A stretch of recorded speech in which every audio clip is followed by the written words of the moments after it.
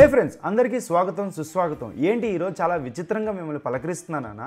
ఎందుకంటే type script మీకు అర్థం అవ్వట్లేదని చెప్పి మీ మనోభావాలు నాకు బాగా వినిపిస్తున్నాయి. మీ అరుపులు, మీ కేకలు ఈ చెవులో కొడుతున్నాయి. కాబట్టి టైప్ స్క్రిప్ట్ అనే ఒక లాంగ్ వీడియో గ్యారంటీగా మనం ఇప్పుడు రిలీజ్ అయిపోతున్నాం అనమాట. కానీ ఇప్పుడే మీరు ఇంటర్వ్యూకి వెళ్తే ఈ క్వశ్చన్ చాలా ఇంపార్టెంట్. ఎందుకంటే the most famous geeks for geek అనే కంపెనీలో అడిగారనమాట, how do you ensure immutability of an object అని.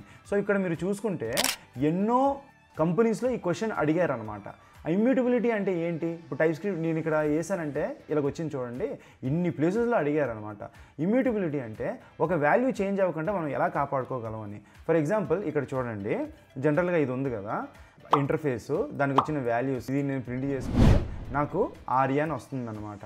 ఇప్పుడు ఆ ఆర్యా అనే దాన్ని నేను ఏం చేస్తాను, ఆర్యా 2 అని చెప్పి మార్చుకుంటాను అనమాట.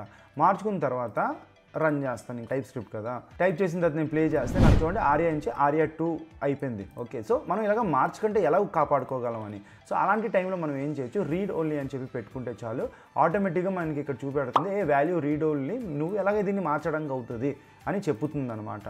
అండ్ ఇదే మనం ఇంటర్ఫేస్ ద్వారా కూడా మనం చేయొచ్చు. ఇంటర్ఫేస్ ద్వారా ఎలాగంటే వెరీ సింపుల్, మనం ఎక్కడ రాస్తామో అక్కడే రీడ్ ఓన్లీ పర్సన్స్ అని పెట్టేస్తే చాలు, మనకి ఇమ్యూటబిలిటీ ఇలా కూడా చేయొచ్చు. అండ్ ఇది ఆబ్జెక్ట్ డాట్ ఫ్రీజ్ ద్వారా అచీవ్ చేయొచ్చు. అది ఎలాగో కమెంట్స్లో పెట్టండి. Thank you so much.